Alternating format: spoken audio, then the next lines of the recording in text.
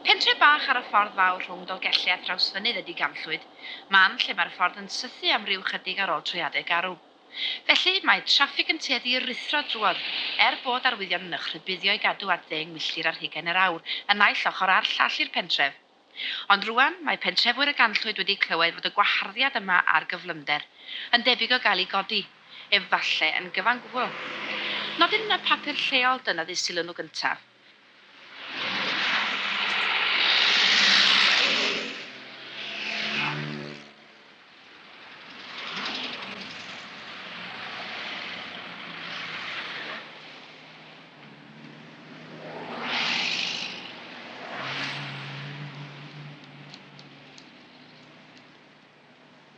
Wel, mae'n sobor o ddrwg yma.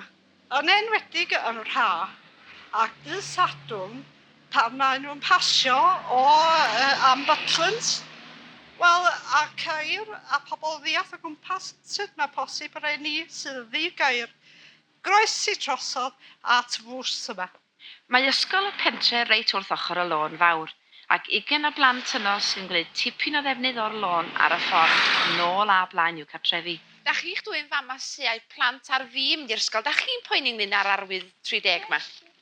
Da'n wir, mae yna lawer o tai ar ymyl y ffordd. Dos o'n un lle iddyn nhw groesi.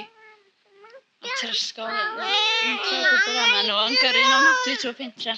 Be licio chi weld? Wel, sy'n licio gweld palmant a croesfan, a rhybyddion, wel, cliriach y blawr arwydd 30 milltir yr awr. Orwydd bod na ysgol a pethau yn gliriach oherwydd maen nhw'n dieddol i yrru fan hyn. Oherwydd maen nhw wedi cael lôn mor ddiflas o Dolgellau i fyny, a mae'r lôn yn lledu, a wedyn mae'n naturiol chwarae teg i'r gyrwyr fynd yn gyflym lle. Heb sylweddoli bod o'n pentre bach lle.